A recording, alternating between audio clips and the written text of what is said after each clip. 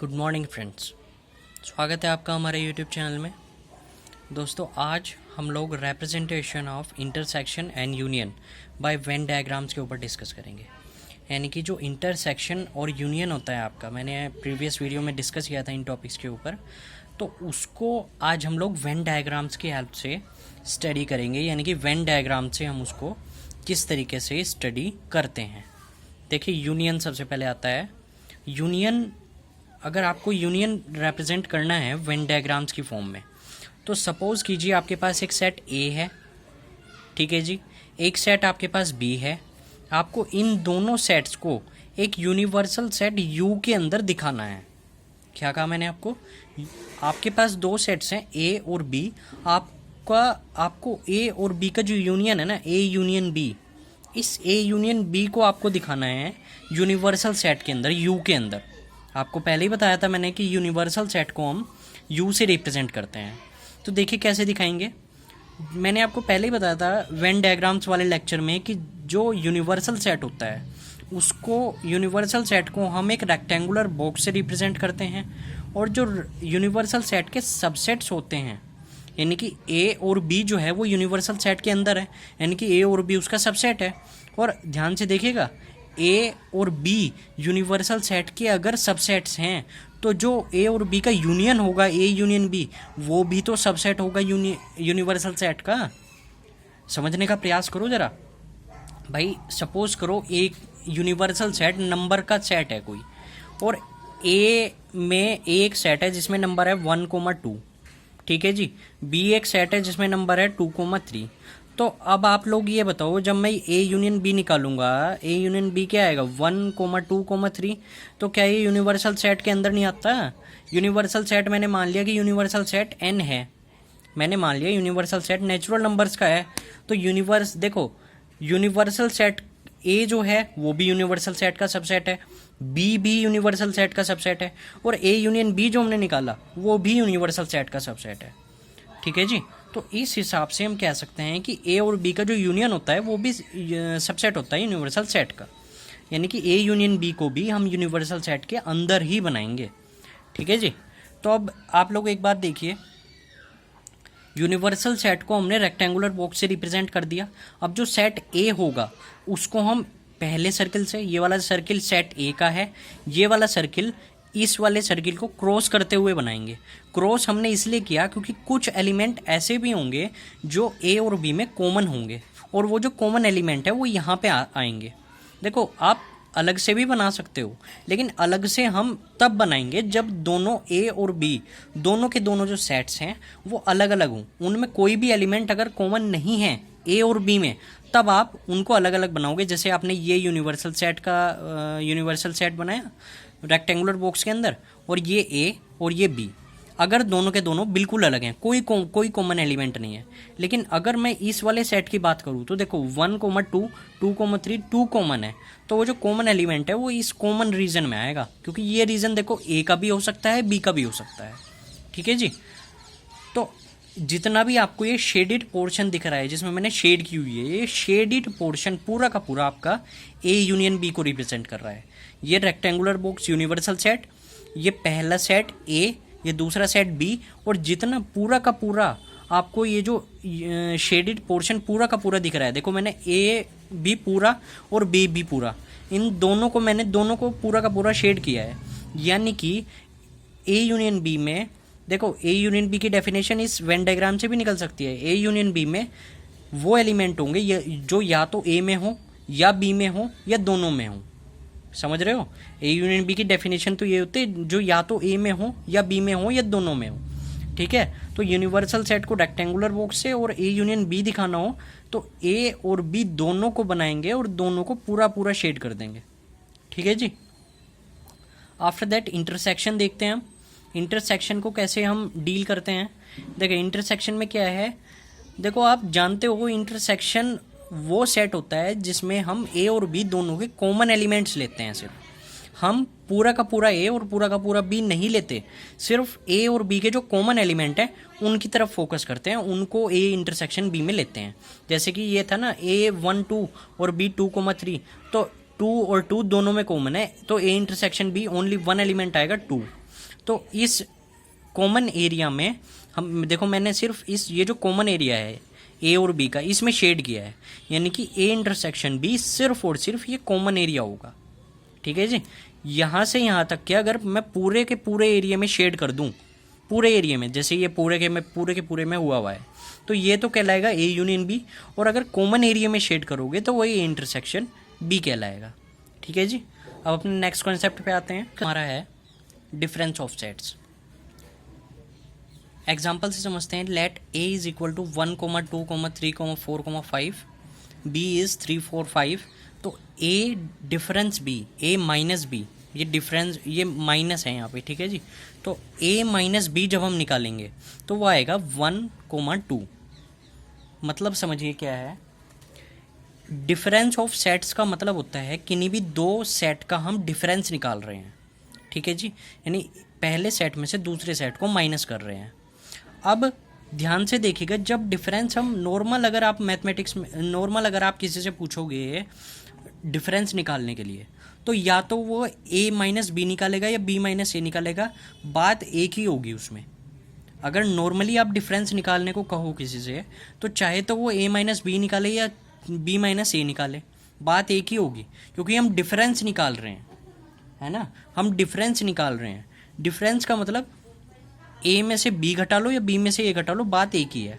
लेकिन set theory के अंदर अगर आप डिफरेंस निकाल रहे हो और आपने ए में से बी को माइनस किया है, डिफरेंस निकालते समय ए में से बी को माइनस किया है, तो वो अलग रिजल्ट देगा, और अगर बी में से ए को माइनस कर दोगे तो वो अलग रिजल्ट देगा। यानी कि ए माइनस बी जो है वो बराबर नहीं होता, डज नॉट इक्वल टू होता है बी माइनस ए के डिफरेंस ऑफ सेट्स के केस में, जब हम सेट का डिफरेंस निकालते हैं, किन्हीं भी दो सेट का। अब देखिए हम कर क्या रहे हैं। सेट ए में 5 एलिमेंट है, 1, 2, 3, 4, 5। बी में 3 एलिमेंट है, 3, 4, 5। हम क्या करेंगे, ए में से अगर बी को माइनस कर रहे हैं तो ए में जितने भी एलिमेंट आपके बी के दिख रहे हैं, ए में आपको बी के ए सेट के अंदर जितने भी बी सेट के एलिमेंट आपको दिख रहे हैं, उन सारे के सारे एलिमेंट को हटा दो। सारे एलिमेंट को हटा दो, जितने भी आपको बी सेट के एलिमेंट दिख रहे हैं, आप उन सारे एलिमेंट्स को हटा दो। तो जो नया सेट हमारे पास बन के आएगा वो आपका ए माइनस बी होगा। दोबारा सुन लो। ए सेट के अंदर मेरे पास 5 एलिमेंट थे, 1, 2, 3, 4, 5। बी सेट में 3, 4, 5 थे। ए सेट में बी के एलिमेंट देखिए कौन कौन से हैं। एक तो 3 है, एक 4 है, एक 5 है। 3 एलिमेंट मिले मुझे बी के, 3, 4, 5। मैंने ए में से बी के तीनों एलिमेंट को हटा दिया, 3, 4, 5, तो 1, 2 बचा। तो 1, 2 ए माइनस बी होगा। समझ रहे हो? ए माइनस बी क्या होगा? 1, 2। यानी ए के अंदर से बी के, एक ए सेट के अंदर से बी सेट के सारे एलिमेंट हटा दो तो वो ए माइनस बी बन जाएगा। ठीक है जी। अब एनसीईआरटी डेफिनेशन देखते हैं। Difference of two sets A and B is the set of all those elements which are present in A but not in B, where A and B are taken in the same order, symbolically A minus B and read as A difference B। यानी कि जो difference होता है A और B का, A और B का जो डिफरेंस है उसको एनसीईआरटी ने कैसे डिफाइन किया है। एनसीईआरटी कहता है कि ए माइनस बी जो है, दो सेट का डिफरेंस ए माइनस बी क्या होता है, वो एक ऐसा सेट होगा जिसके अंदर ए के तो सारे एलिमेंट होंगे लेकिन बी का एक भी एलिमेंट नहीं होगा। देखो ध्यान से सुनो, जो मैंने कंसेप्ट बताया और जो एनसीईआरटी ने बताया उसको लिंक करने की कोशिश करो। मैंने ये बताया था कि ए माइनस बी निकालने के लिए ए के अंदर से बी के सारे एलिमेंट हटा दो तो वो ए माइनस बी बन जाएगा। एनसीईआरटी कह रहा है कि ए माइनस बी एक ऐसा सेट होगा जिसके अंदर ए के तो एलिमेंट होंगे, जरूरी नहीं है ए के सारे एलिमेंट हो, जरूरी नहीं है कि ए के सारे एलिमेंट हो, लेकिन हाँ ए के कुछ एलिमेंट ए माइनस बी के अंदर तो होंगे लेकिन बी का एक भी एलिमेंट नहीं होना चाहिए ए माइनस बी के अंदर। क्या कहना चाह रहा है वो, कि ए माइनस बी एक ऐसा सेट होगा जिसमें ए के तो एलिमेंट प्रेजेंट होंगे लेकिन बी के एलिमेंट प्रेजेंट नहीं होंगे। ठीक है जी। आप देख सकते हो ए माइनस बी एक ऐसा सेट है 1, 2, दो ही एलिमेंट है इसमें, ए के तो एलिमेंट प्रेजेंट है 1, 2 ए में तो है लेकिन 1, 2 बी में नहीं है, और बी में होगा भी कैसे, और ए माइनस बी में बी का एलिमेंट कैसे होगा, जब हमने बी के सारे एलिमेंट को हटा दिया। समझ रहे हो इस बात को? तो नॉर्मली आप ये बात समझो, डिफरेंस निकालने के लिए आपको कुछ नहीं करना, बी के सारे एलिमेंट को ए में से हटा दो, आपका डिफरेंस निकल जाएगा। और यहीं पे अगर आपको बी माइनस ए निकालना हो, बी माइनस ए, तो बी के अंदर से ए के सारे एलिमेंट हटा दो, 3 4 5। बी के अंदर ए के कितने एलिमेंट हैं? 3 एलिमेंट है, 3 4 5। देखो 3 4 5 ए के अंदर हैं, तो बी के अंदर से ए के सारे एलिमेंट हटा दो, तो हमें ये सारे के सारे 3 4 और 5 तीनों को हटाना पड़ेगा। तो इसके अंदर एक भी एलिमेंट नहीं बचने का, और एक भी एलिमेंट नहीं बचेगा तो बी माइनस ए की वैल्यू 5 आएगी। ठीक है जी, बी माइनस ए की वैल्यू 5 आएगी इस एग्जाम्पल के लिए, और ए माइनस बी की 1,2। नेक्स्ट देखते हैं Venn diagrams of A minus B and B minus A. अब ए माइनस बी और बी माइनस ए जो है उसको हम वेन डायग्राम से एक्सप्लेन करेंगे। देखिए, अगर आपके पास ए और बी दो सेट हैं, तो ए माइनस बी को हम कैसे रिप्रेजेंट करेंगे कि ए के तो देखो सारे एलिमेंट आ गए, ये जो कॉमन एरिया है इसको भी हटा दिया, और जो बी का पूरा पोर्शन है उसको भी हटा दिया। देखो ध्यान से सुनो मैंने क्या करा, ए माइनस बी में ए का तो सारा पोर्शन लिया, कॉमन हटा दिया, क्योंकि कॉमन जो है एक कॉमन में ए का तो एलिमेंट है, लेकिन साथ ही साथ उसमें बी के भी एलिमेंट आ रहे हैं। कॉमन एरिया में बी के भी एलिमेंट आ रहे हैं, और हम बी का एक भी एलिमेंट नहीं ले सकते ए माइनस बी में। ठीक है जी, तो ए माइनस बी में जब हम बी का एक भी एलिमेंट नहीं ले सकते, तो कॉमन एरिया भी हटाएंगे और जो बी का पोर्शन है उसको भी हटा देंगे। ठीक है जी, तो ये शेडिड पोर्शन, सिर्फ इतना ये शेडिड पोर्शन ए माइनस बी का होगा। अब बी माइनस ए में क्या है, बी माइनस ए में आप देख सकते हो ए का मैंने पूरा पोर्शन हटा दिया, ए का जो कॉमन एरिया था वो भी हटा दिया, क्योंकि कॉमन एरिया में भले ही बी का भी हो लेकिन ए का भी आ रहा है ना, और हमें ए का नहीं चाहिए, ए का एक भी एलिमेंट हमें नहीं चाहिए, तो बी माइनस ए ये शेडिड पोर्शन होगा।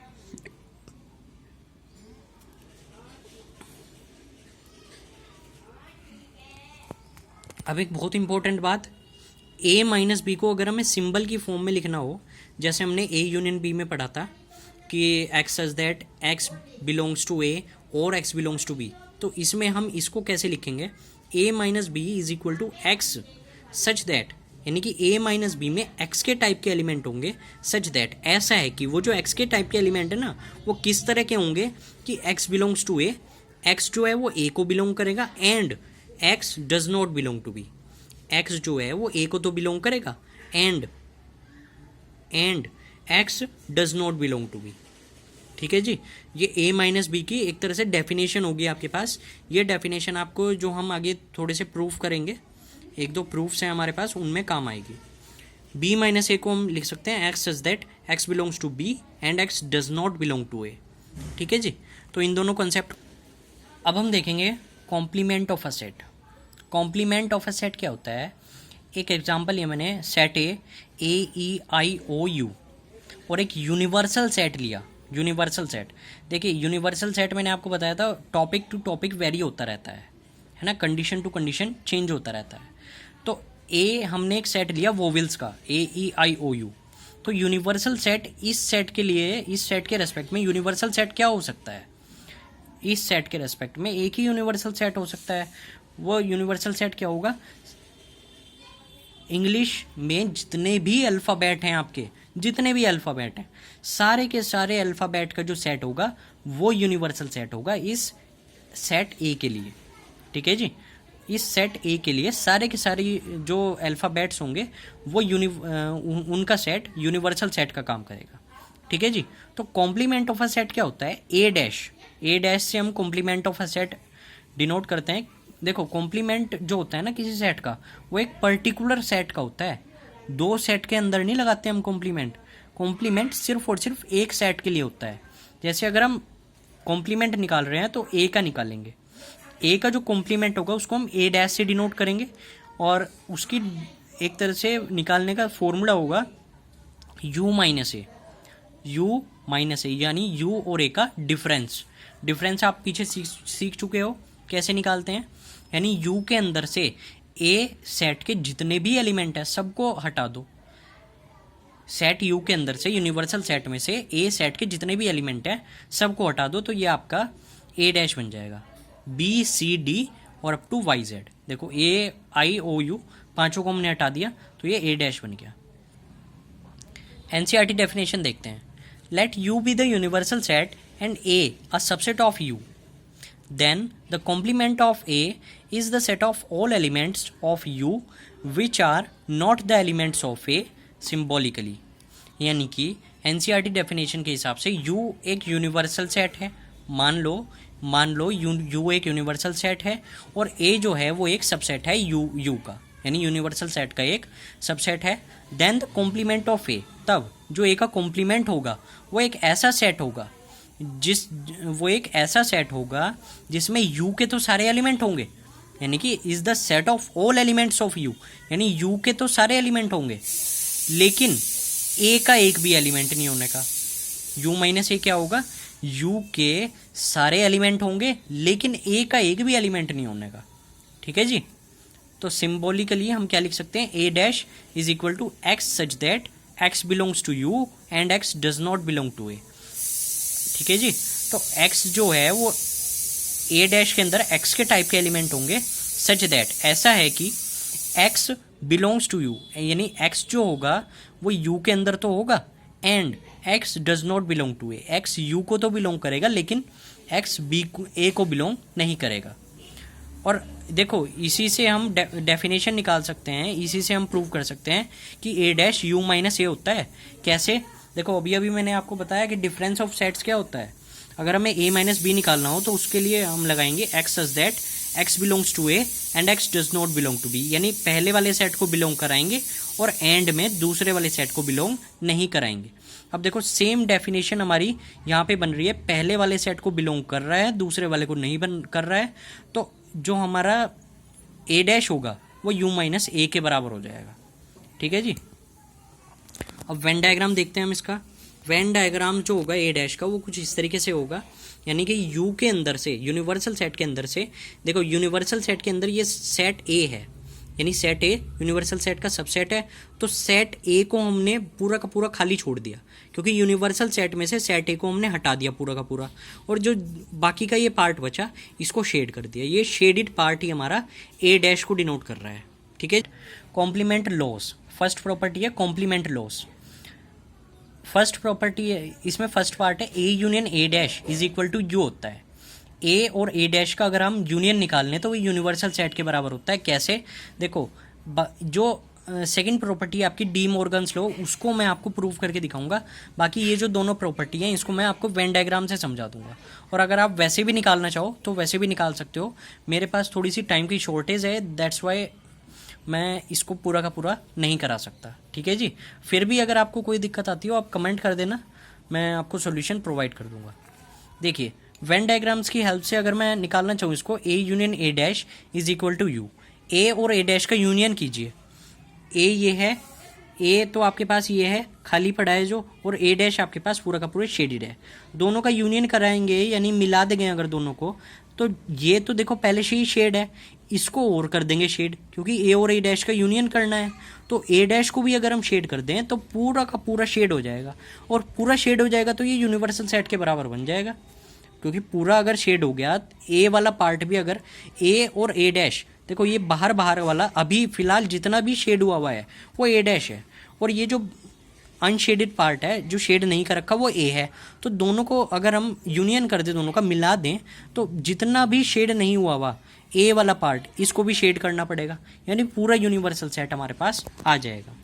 ठीक है जी, नेक्स्ट है A union A dash is equal to phi, A intersection A dash is equal to phi. देखो ए क्या है हमारे पास, ये है, ए डैश क्या है, ये पूरा का पूरा, ये है बाहर, ये है अंदर। क्या दोनों में कोई सिमिलैरिटी नज़र आ रही है आपको? ए डैश तो बाहर वाला है, ए अंदर वाला है। अगर मैं दोनों का इंटरसेक्शन निकालूँ तो एक भी इंटरसेक्शन का एलिमेंट हमारे पास नहीं आएगा, क्योंकि एक भी एलिमेंट ऐसा नहीं है जो ए डैश और ए दोनों में हो। ए डैश बाहर का है सारा का सारा पोर्शन, ए सारा का सारा अंदर का पोर्शन है। ठीक है जी, अंदर वाले का बाहर वाले से कोई लिंक नहीं है, तो इसलिए ए इंटरसेक्शन ए डैश हमारे पास फाई के बराबर आएगा। Next De Morgan's law, A union B का होल डैश बराबर होता है A dash intersection B dash के। ए यूनियन बी का होल डैश बराबर होता है A dash intersection B dash के। ध्यान से देखिएगा, let x belongs to A union B का होल डैश, जैसे हमने पहले किया था प्रूफ, एक्स को बिलोंग करा दे ए यूनियन बी के होल डैश के।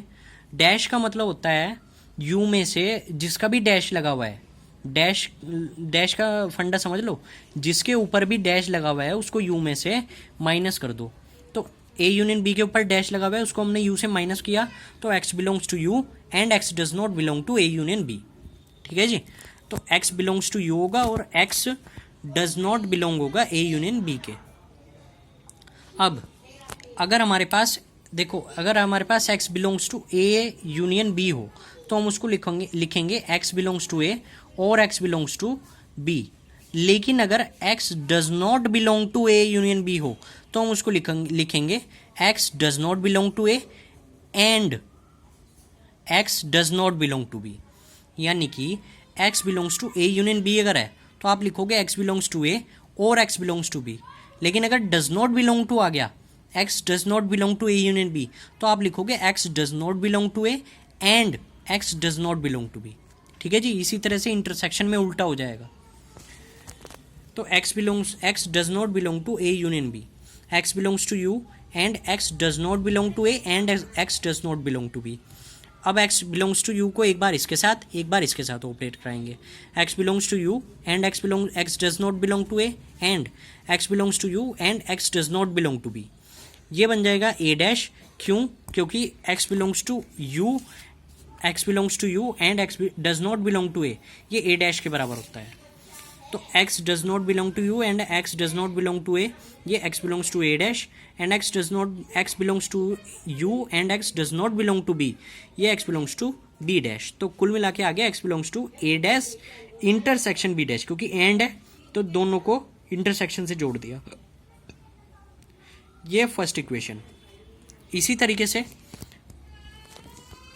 जो आपके पास ये हमने प्रूव किया, आप इसको y के बराबर मानो, इस वाले को y belongs to A dash intersection B dash और y belongs to A dash and y belongs to B dash.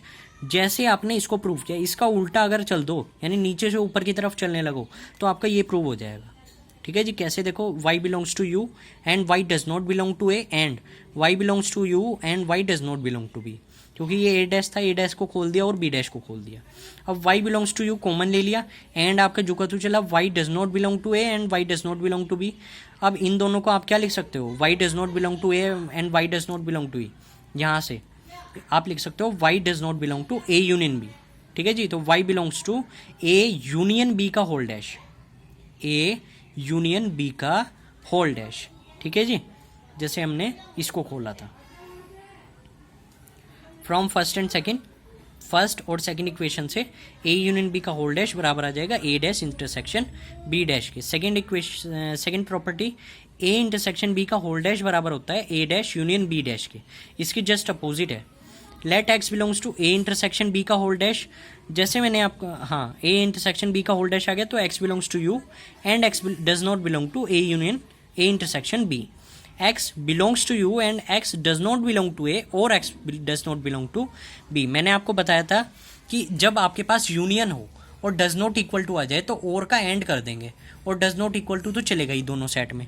और अगर आपके पास x does not belong to A intersection B हो तो आप करोगे x does not belong to A और x does not belong to B.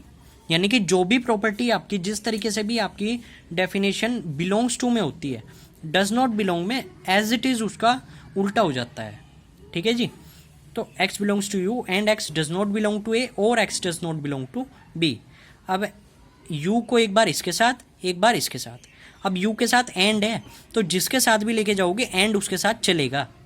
X belongs to U है तो x belongs does not belong to A के साथ लेके जाए तो एंड आ गया, और दोनों के बीच में आएगा। X belongs to U and x does not belong to B, ये ए डैश बन गया, ये बी डैश बन गया, और ये x belongs to A dash union B dash, क्योंकि और है।